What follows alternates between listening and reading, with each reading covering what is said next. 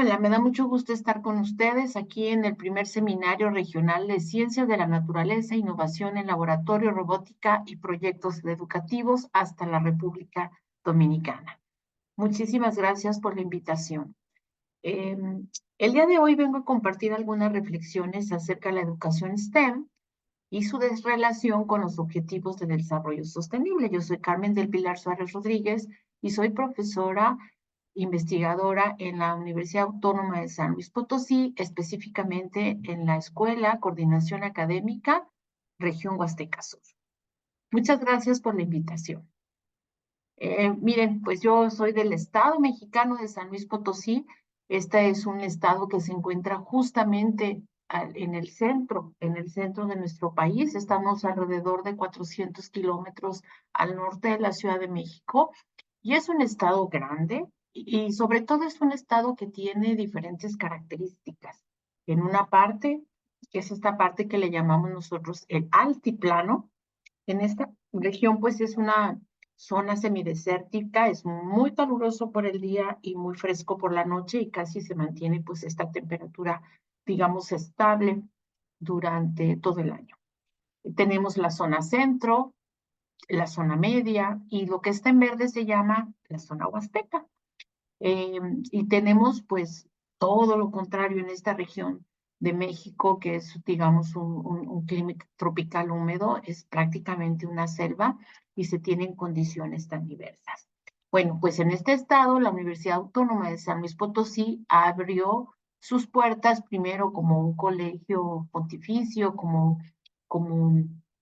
un lugar donde se comenzaban a trabajar los primeros conocimientos sobre la minería, sobre los primeros acercamientos a la educación, justamente en un lugar que se llama Los Fundadores, porque ahí fue donde nace la ciudad de San Luis Potosí, que aquí podemos ver pues precisamente la imagen en esta zona. Yo ahí nací, ahí viví durante muchísimos años, ahí fue donde acudí a mi escuela preparatoria, posteriormente a la universidad, tanto en licenciatura como el posgrado, y bueno, después me integré como profesora en esta parte. La universidad tiene alrededor de 40,000 estudiantes, más de 5,000 profesores y 1,000 de ellos pues somos investigadores, ¿verdad? Que además de docencia nos dedicamos a otras actividades como la gestión, la divulgación, la investigación y pues la atención de los estudiantes a través de las tutorías.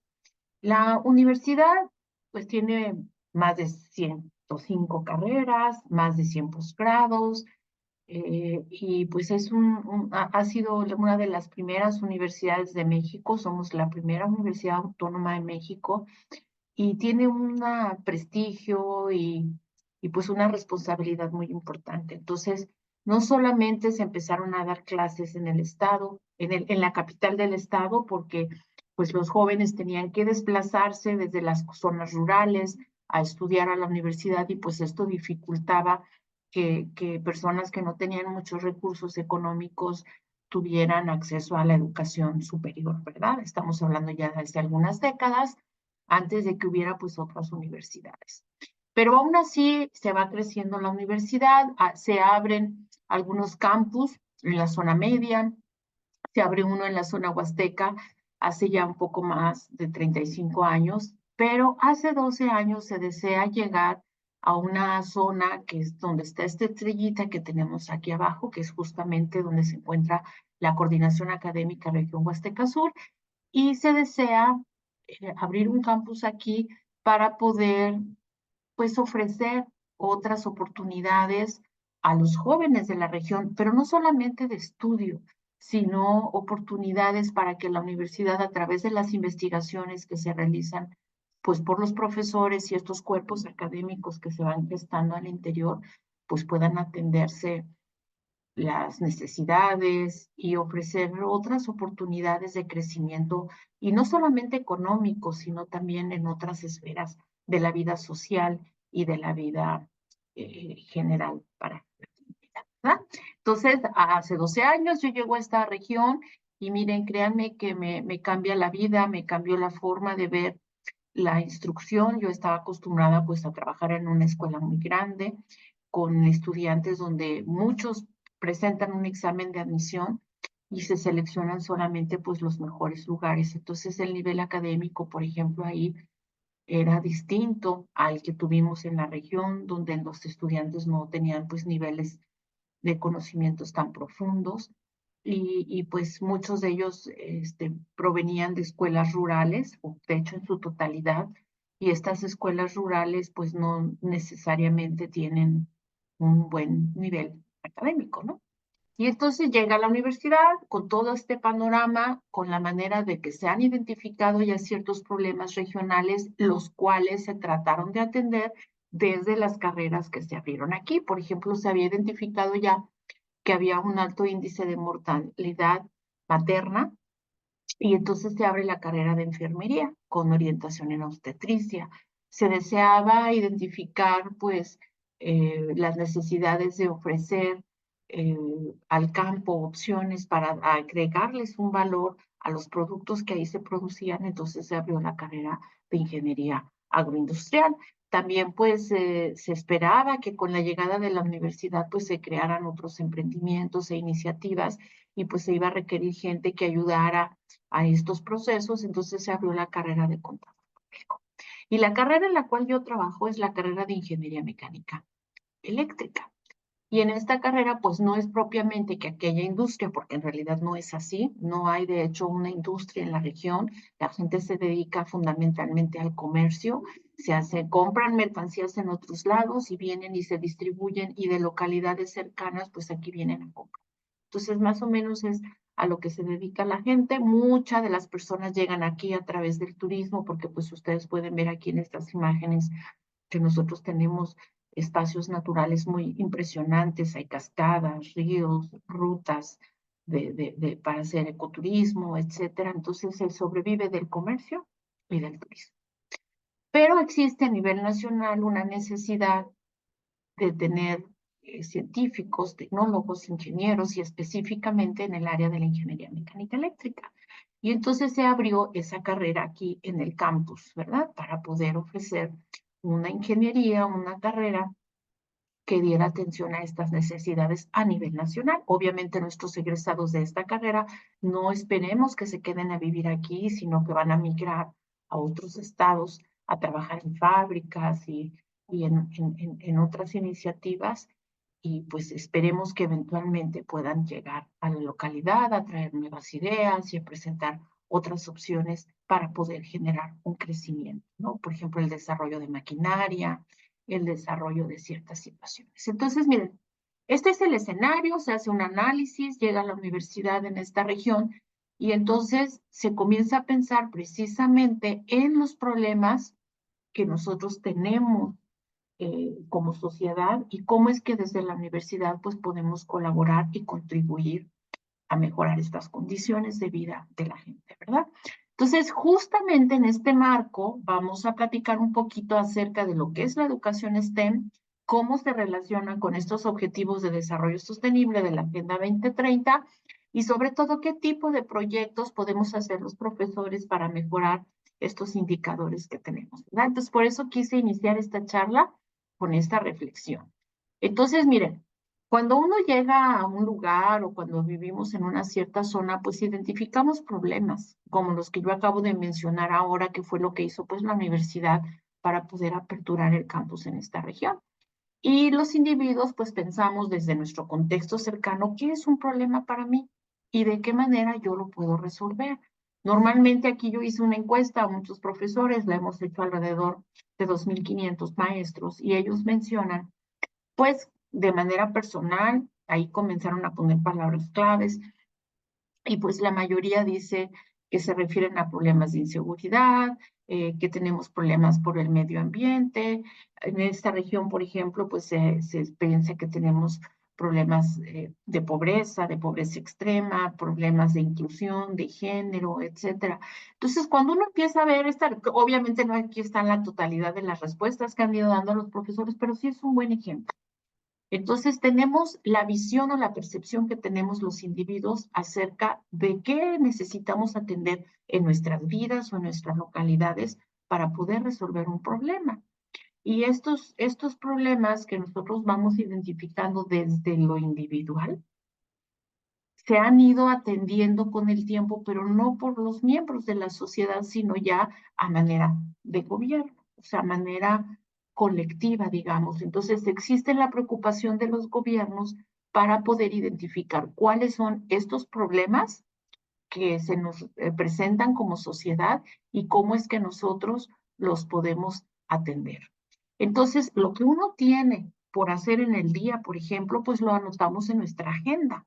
Vamos poniendo horarios, vamos viendo qué es a dónde tengo que ir, qué es lo que tengo que hacer, qué actividades, acciones, recursos, cosas que yo necesito para poder cumplir con esas tareas que vamos teniendo en la resolución del día a día, ¿verdad? A veces hacemos agendas no por el día, sino por el mes, por la semana, por el semestre, por el año.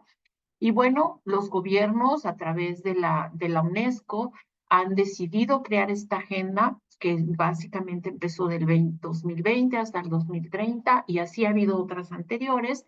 Y cada vez, desde la primera vez que se hizo, pues se identificaron, por ejemplo, 6 problemas.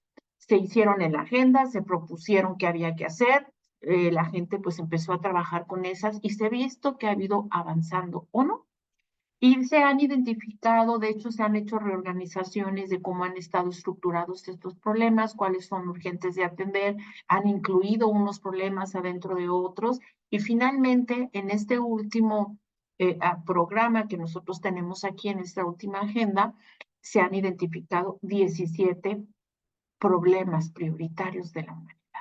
Eso es justamente lo que se reconoce como los objetivos de desarrollo sostenible. Y pues sí, es innegable que existe pobreza en el mundo, ¿no? O sea, sí existe riqueza, pero el porcentaje de la población que se encuentra en estas condiciones de riqueza es muy pequeñito. La mayor parte, no sé, el 90 y algo por ciento de la población mundial, pues no estamos en esas condiciones de riqueza. Entonces, un objetivo es erradicar la pobreza.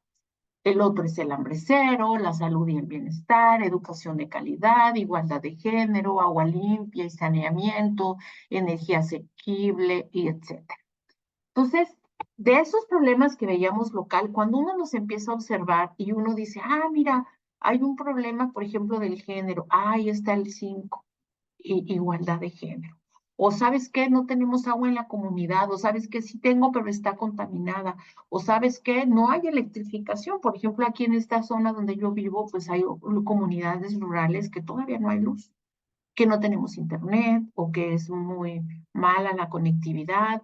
Y pues así vamos viendo que hay, por ejemplo, tenemos un problema, tema de muchos accidentes viales, ¿no? Tenemos un índice muy alto.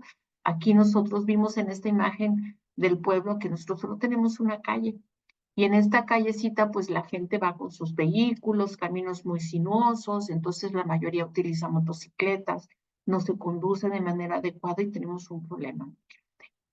Entonces, ¿ese dónde entraría, por ejemplo? Podríamos hacer ese ejercicio.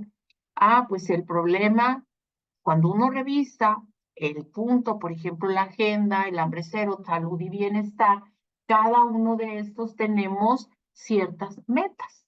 Por ejemplo, en el de salud hay temas donde se ponen a los siniestros viales como un punto para atender, pero también aparece en el objetivo 11, que son ciudades y comunidades sostenibles. ¿Por qué? Porque ahí tratamos de buscar cómo podemos tener ciudades mejor diseñadas para poder ser más seguras para las personas. También ahí aparece, por ejemplo, cómo podemos tener ciudades mejor diseñadas y un transporte público que sea mucho más eficiente para que exista una movilidad adecuada y entonces podamos usar otros vehículos, no tanto vehículos automotores individuales, sino colectivos, y esto pues además de mejorar la movilidad, disminuye los siniestros, pero sobre todo pues tenemos un ahorro en las energías. Entonces, uno puede ir pensando así de cómo es un problema en qué objetivo entra y cuáles son las metas que lo pueden atender. Aquí yo puse un ejemplo, por ejemplo, trabajo decente y crecimiento económico, que uno es para promover el crecimiento sostenido, inclusivo, etcétera, que son problemas que nosotros tenemos aquí, por ejemplo, en nuestra localidad, ¿verdad? Entonces, lo que hizo la UNESCO a través de los gobiernos es precisamente identificar los problemas, las metas y las acciones que se tienen que hacer. ¿Para qué? Pues para ofrecer soluciones y mejorar las condiciones de vida de los pobladores, pero bajo un enfoque de desarrollo sostenible. Es decir, no solamente decir que la gente tiene que vivir mejor, con más dinero, con más garantías a la salud, a la comida, a, a, pues a la seguridad, a la paz, sino también cuidando los aspectos en el medio ambiente. Es decir, buscar estas acciones económicas, pero que no tenga que, eh, no sé, por ejemplo, aquí en la selva tenemos aves y la gente luego toma las aves y va y las vende a las ciudades para poder obtener un recurso económico, ¿no? Entonces ahí la gente, digamos, viviría mejor, por lo menos por un tiempo con ese dinero, pero está destruyendo el medio ambiente. Entonces eso no queremos, queremos acciones que se vayan sí dando esos recursos, pero que al mismo tiempo vayan protegiendo los recursos naturales de nuestro planeta, haciendo una preservación del patrimonio natural, pero también el patrimonio cultural de nuestras regiones. ¿Por qué? Porque pues está visto que si la gente vive bajo mejores condiciones, pues habrá paz, justicia y una mejor condiciones para todos, ¿verdad? Y esto no se puede hacer solo, se tendrá que hacer, por ejemplo, a través de alianzas. Entonces, básicamente, este es uno de los objetivos que se tienen para vivir mejor. Trabajar juntos, de manera colectiva, buscando acciones para el beneficio, ¿verdad? ¿Y qué creen? Que este es como lo que se piensa, pero estuve explorando las noticias y me encontré unos titulares como estos. O sea, cada uno de estos son titulares que están por ahí en unos periódicos. Yo los invito a que luego googleen ahí, se vayan al internet y vean lo que se piensa, por ejemplo, de la Agenda 2030. Y entonces pues uno encuentra en la UNESCO y encontramos muchas cosas que están haciendo los países, los gobiernos, pero por otro lado, también encontramos titulares como estos, por ejemplo, la Agenda 2030, un lobo con piel de cordero. Y bueno, ahí aparecemos diferentes notas, noticias, la verdad es que la lista es muy larga y uno se pone a pensar si en realidad este es un plan bueno o un plan malo para nuestros países, para nuestros gobiernos, y si realmente los ciudadanos estamos vinculados o estamos incluidos en estos planes que se están trabajando. Entonces, miren, yo pues le estuve leyendo ahí algunas de estas notas y la verdad es que me llamó mucho la atención lo que se opina de ella, porque se plantea esta Agenda 2030 como si fuera un plan malvado para destruir pues a la familia, a la sociedad y que realmente sea para el beneficio de unos cuantos. Entonces, pues yo en realidad no lo considero así y pues ya que estuve leyendo las notas y las afirmaciones que se hacen en la mayoría de los casos sin un sustento, pues uno se va dando cuenta que en realidad existe mucha desinformación acerca del tema, que a muchas personas no les queda claro qué son estos objetivos y cuáles son las razones por las cuales han aparecido en las agendas de los gobiernos mundiales. Y nos damos cuenta que hace falta comprender más los problemas que tenemos, cuáles son los orígenes, cuáles son las causas o las raíces de estos problemas que enfrentamos como sociedad. Y porque esta comprensión del mundo que nosotros tenemos, pues nos hace ir como tomando decisiones, ¿verdad? Y muchas veces tenemos el miedo al cambio, el miedo a lo que te plantea una forma de vivir, una forma de trabajar. Por ejemplo, uno recuerda los roles que teníamos las mujeres antes, donde nos quedábamos en casa, y pues llega un momento en que la mujer sale a la industria, a la iniciativa privada, al sector público, a trabajar fuera de casa y pues se plantean nuevos escenarios, ¿verdad? Para las mujeres, para los hijos, para las mismas familias y tiene que haber una reestructuración de la sociedad. Entonces esto pues plantea unos escenarios buenos o mejores y otros que no son tan buenos.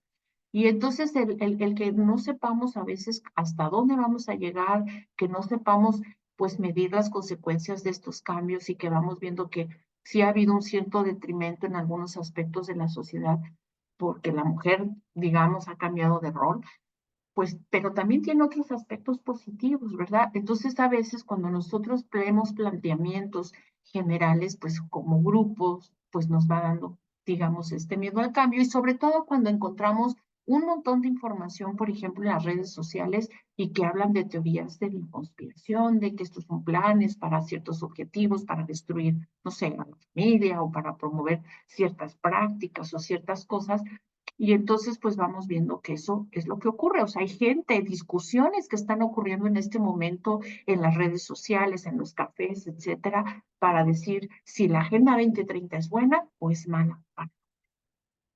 Y entonces, ¿por qué ocurren estas cosas, no? En lo personal, pues nosotros quienes trabajamos con estos temas nos vamos dando cuenta que sí es una forma, pues, de preocuparse no solamente de los gobiernos, sino también por la misma sociedad para resolver estos problemas. Y uno se pregunta, bueno, pero ¿por qué ocurren estas cosas? ¿Será que la agenda realmente es muy buena? ¿Qué dicen los expertos, por ejemplo, acerca de la Agenda 2030? Entonces, sin pensar que realmente sea un plan malévolo, la verdad es que sí hay gente académica que se preocupa por estos objetivos y dice, mira, la verdad es que existen desafíos de implementación, o sea, ¿cómo vamos a acabar con la pobreza? ¿Qué es lo que tenemos que hacer? ¿Realmente estos problemas son tan grandes que sí nos toca o nos corresponde a nosotros resolverlos? ¿Será que tenemos los recursos financieros en todos los países y en todas las regiones para poder atenderlos? O sea, no es lo mismo los países que están más desarrollados que otros que no, y entonces no existe una inequidad ahí, no hay una relación que no es muy justa para esto. ¿Será que tenemos formas de medir estos resultados? Es decir, los gobiernos a través de las instituciones que los conforman se van entregando reportes, informes. ¿Será que el seguimiento es el correcto? ¿Se mide de la manera que debemos de hacerlo para que realmente podamos ver si existen avances o no en estos objetivos?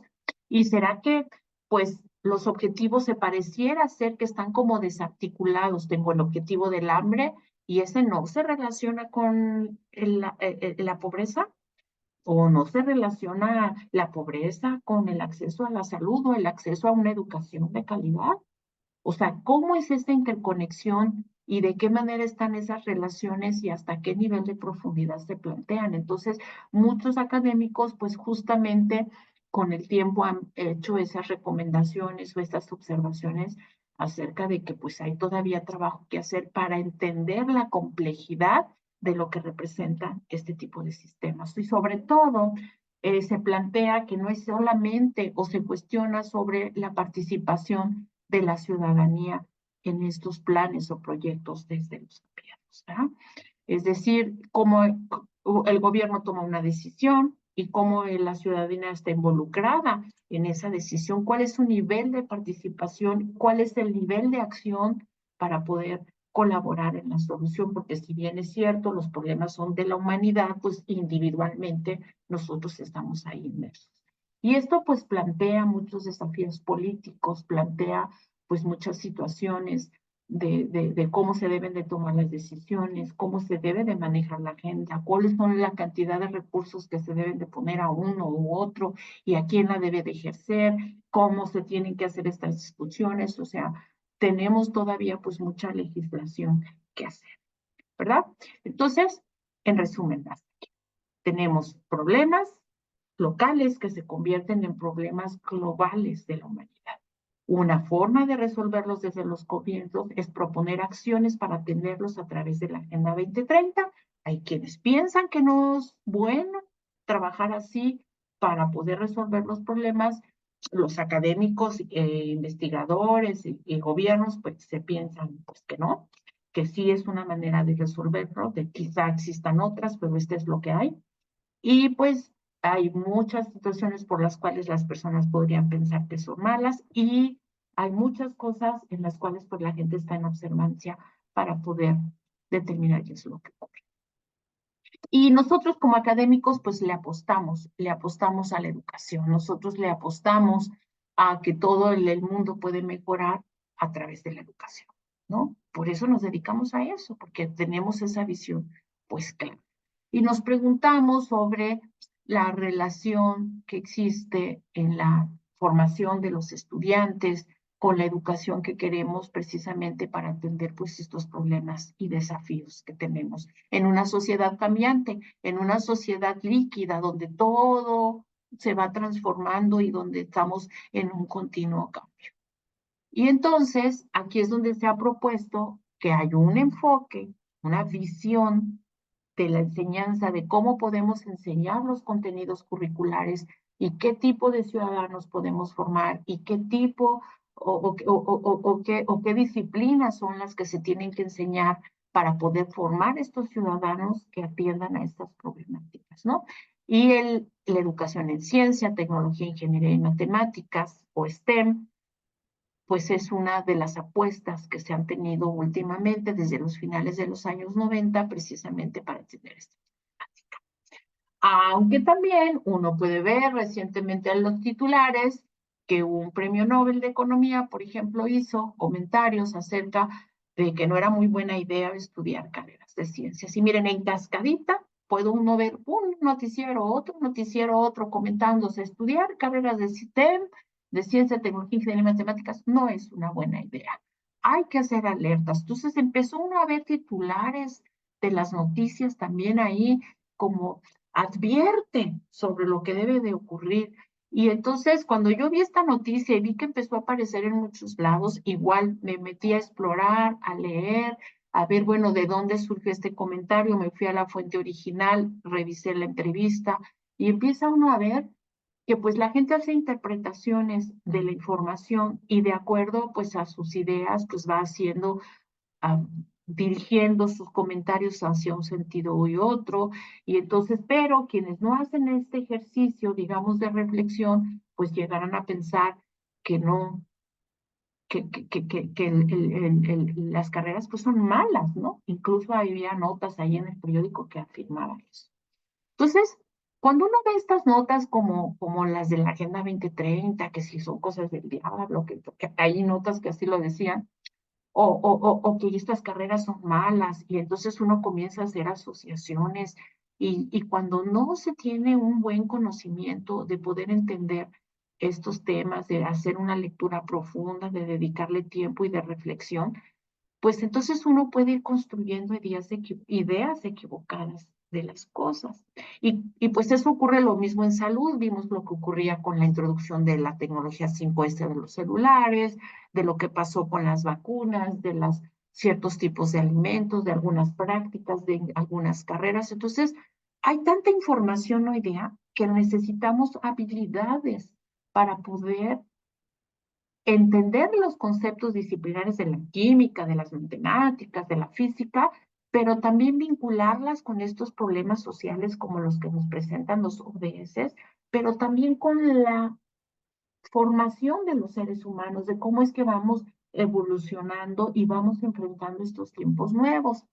Entonces, justamente, profesores y colegas que nos acompañan el día, el STEM trata de hacer eso, trata de, con esta visión, con esta perspectiva, formar ciudadanos, porque finalmente ahora son estudiantes, pero eventualmente se van a integrar, ya sea con una educación básica a la sociedad o ya sea como profesionistas. Y muchos de estos pues se van a convertir en los tomadores de decisiones de nuestros países, de nuestras instituciones, de nuestras empresas, de nuestras familias.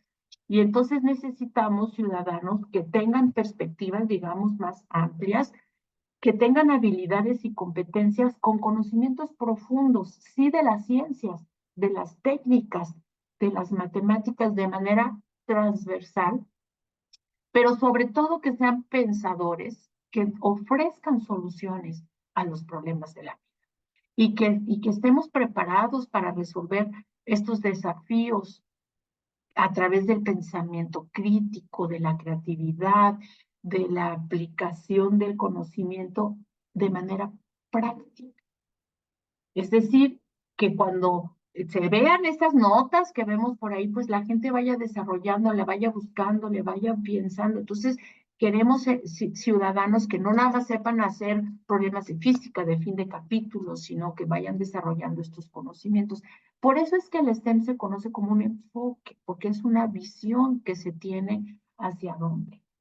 Y estos mismos problemas globales, porque una de las características del STEM es precisamente resolver problemas de los contextos cercanos de los estudiantes, pues podríamos comenzar a atender como actividades de aula estos problemas de la educación. Por ejemplo, en la educación de calidad, pues necesitamos ciudadanos que tengan un buen manejo de la tecnología. Vemos situaciones de cibercriminalidad, gente que cae en estafas telefónicas o de internet o que hace ciertas cosas a través de las redes sociales que ponen en riesgo, por ejemplo, su conocimiento. Entonces, esta educación de calidad trasciende a los procesos solamente de los meros instructivos dentro del aula, sino que ya vayan desarrollando pues estas habilidades del mundo, ¿no? Y sobre todo tratando de incluir a grupos subrepresentados. Un ejemplo son las mujeres, pero existen otros grupos sociales que normalmente,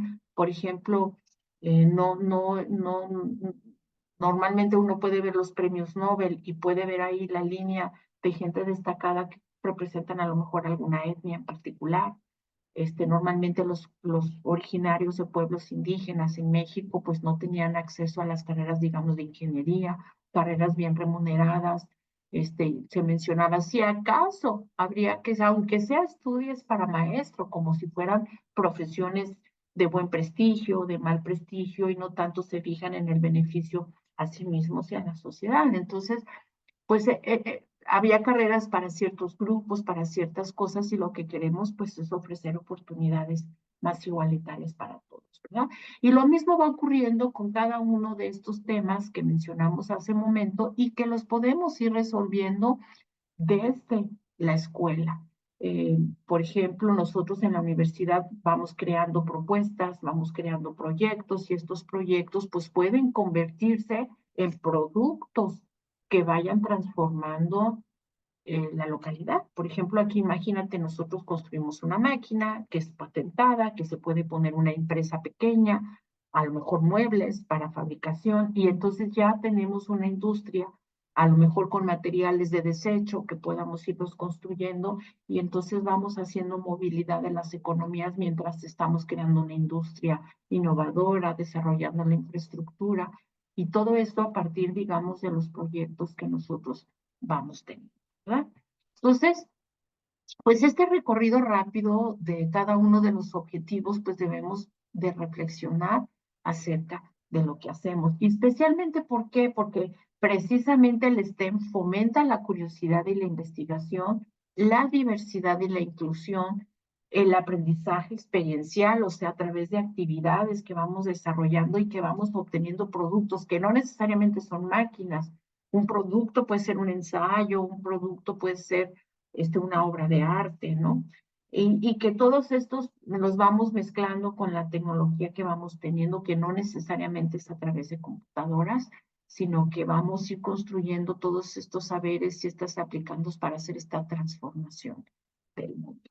Se ha visto que el STEM entonces favorece pues el aprendizaje activo, la entrena para la solución de problemas, nos ayudan a recordar mejor y a relacionar los conceptos científicos que ahí se van viendo en el aula, y sobre todo hace que desarrollemos habilidades sociales de interacción, de comunicación, de trabajo en equipo, que a nosotros los individuos, mientras trabajamos, fallamos, pero sabemos que fallar no es tan malo, que no nos hace un fracasado, sino que pues son áreas de oportunidad de mejora. Entonces vamos trabajando con nuestra autoestima, nuestro autoconcepto, nuestra autoconfianza, vamos desarrollando habilidades del pensamiento lógico, científico, matemático, etcétera, imaginando, creando, proponiendo, haciendo. Y eso pues nos va ayudando a hacer un reconocimiento individual y después reconocer estas mismas capacidades en otros, y en principio pues se va trabajando en esta forma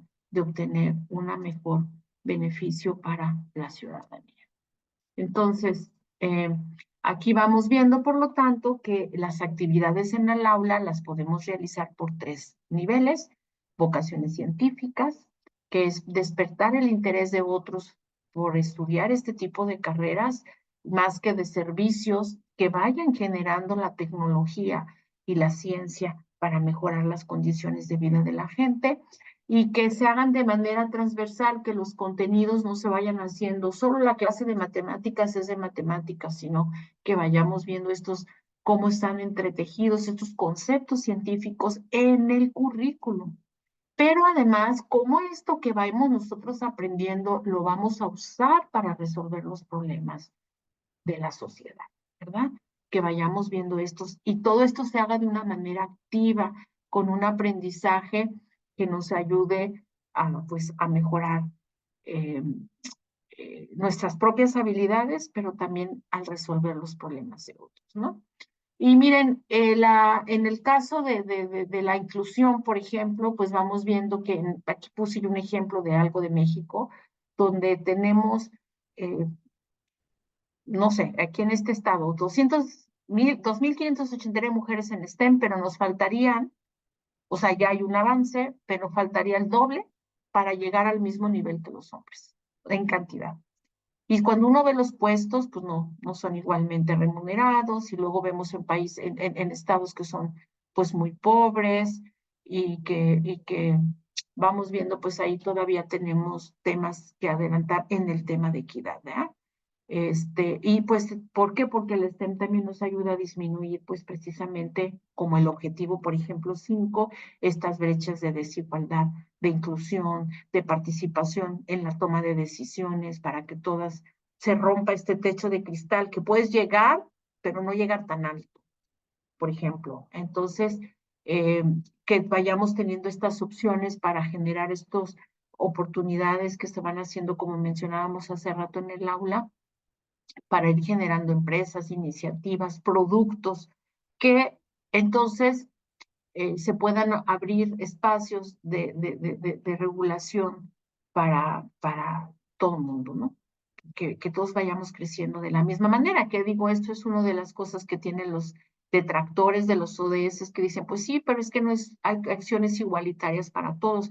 Entonces esto se convierte en algo que no solamente es un problema de los gobiernos, sino es un problema de nosotros, de la sociedad. Por ejemplo, yo quiero disminuir el hambre cero, pues ¿qué podemos hacer desde las iniciativas de las escuelas a través de estos emprendimientos para producir nuestros alimentos en nuestros espacios?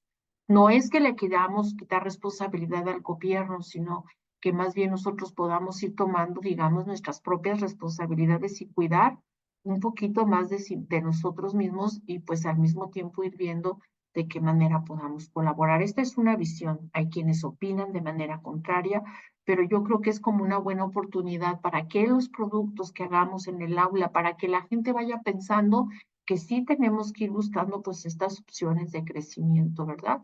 Y sobre todo cómo vamos gestionándonos.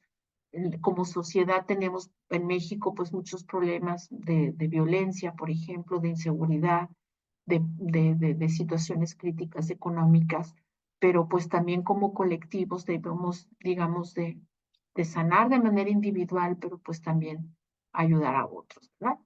Entonces, la instrucción bajo STEM pues se realiza normalmente a través de proyectos, pero existen pues muchas formas de hacerlo: a través de la indagación, a través del design thinking, a través de los juegos o la gamification, del trabajo colaborativo, de los problemas, de los casos simulados, etcétera. Y vamos buscando ciertos métodos de instrucción que se adecúen al problema, que se adecúen a la localidad, que se adecúen al contexto y sobre todo pues a las capacidades de los profesores, de los estudiantes, para mejorar, ¿verdad? Entonces, tenemos muchos retos todavía en el STEM, así como tenemos problemas de la humanidad, pues también tenemos problemas en la educación, ¿verdad? Y pues estos problemas poco a poco los vamos solventando. Uno de ellos es el rol del docente, cómo vamos a gestionar estos espacios áulicos, de qué manera lo vamos a hacer, y sobre todo cómo es que debemos de preocuparnos para mejorar pues las competencias y los desarrollos de los profesores bajo este enfoque de STEM para ir cumpliendo pues todas estas necesidades y expectativas, ¿verdad? Nosotros ya para finalizar, pues en México tenemos ciertos intereses de investigación, queremos usar el STEM precisamente para mejorar estas condiciones a través de pues lo que hace un profesor, da clases, forma profesionales, atiende problemas, forma a la sociedad y también pues proponemos cosas para mejorar. Y lo hacemos a través de la atención de estos problemas reales. Y bueno, aquí tenemos algunos de los problemas que nosotros hemos atendido en la localidad. Pues hemos hecho problemas de manejo y salud ambiental, hemos hecho problemas de desarrollo de maquinaria, de atención a las comunidades, de formación científica para niños y jóvenes. Hemos hecho propuestas que han alcanzado ya a nivel de gobierno de cómo trabajar en colegiado con las comunidades aprovechando los recursos naturales y cómo podemos hacer transformaciones para ofrecer precisamente esto. O sea, aquí hay un proyecto que se acaba de aceptar, que lo hicimos desde la universidad, de proponer un corredor de aviturismo que inicia como una actividad de aprendizaje de la biología. Aquí en el campus hicimos un observatorio, pero ahora pues hemos presentado esta propuesta que ya fue aceptada para trabajarse como un plan piloto a nivel estado y país en cuanto a la intención de un corredor de aviturismo en el estado, ¿verdad? Formando jóvenes que atiendan a los problemas, aquí pues dentro de las clases, diseñando espacios, vamos trabajando con ellos, cómo van moviéndose, por ejemplo, en la clase de física, cómo se hace la movilidad, cómo van manejando los materiales, vamos haciéndolos de manera transversal mientras van haciendo pues aquí en este caso también el diseño de un vehículo, desde el diseño por computadora ya hasta la construcción física. Cómo es que a través de estos problemas surge pues la preocupación por los siniestros, vamos creando programas. Entonces, todas estas iniciativas pues van surgiendo desde el aula, pero especialmente los estudiantes trabajan en la atención de cómo ir resolviendo. Aquí fueron a hacer una instalación a una comunidad eléctrica, crearon pues toda la iluminación, toda la instalación como parte de pues de sus proyectos, ¿verdad? Haciendo todas estas materiales para el uso de los recursos, de la generación de energía. Aquí tenemos, por ejemplo, un horno de secado de alimentos que se hace en un curso de ecuaciones diferenciales, no en un curso netamente de matemáticas. Entonces ahí cómo van creando sus propios robots, creando sus propios juegos, cómo a partir desde la ingeniería mecánica hacemos hornos de tostado, de secado, de café, de esto, de cacao, para ir viendo todo, porque finalmente todos estos problemas son problemas que están interrelacionados y que de alguna manera el STEM hace eso, que vamos viendo cómo es que vamos monitoreando las faunas, cómo vamos haciendo una estadística, cómo vamos diseñando aspectos y materiales y recursos y conociendo nuestro contexto, nuestro entorno, cómo es que vamos haciendo que vayan mejorando estas condiciones y que vayamos, por ejemplo, ofreciendo opciones para el desarrollo, ¿verdad? Entonces, la educación STEM es un ambiente propicio precisamente para mejorar pues estas condiciones y es una forma de poder atender a estas problemáticas y que cada proyectito de aula, cada actividad de aula, cada temática que no está en nuestros programas educativos, podemos irla desarrollando para poder trabajar en estas condiciones, ¿verdad? Porque miren, uno sueña como profesor y vamos por las cosas, con el trabajo duro, con el trabajo arduo y sobre todo con el compromiso para con nuestros estudiantes y sobre todo con la sociedad a la cual nosotros prestamos un servicio. Muchísimas gracias. Esperemos un día tener la oportunidad de poder profundizar en estos temas tan importantes y trascendentes para lo que ocurre, el ambiente en nuestras aulas, lo que ocurre con nuestra individualidad como profesores, pero sobre todo lo que ocurre con la vida de nuestros estudiantes y de sus familias. Muchísimas gracias y hasta.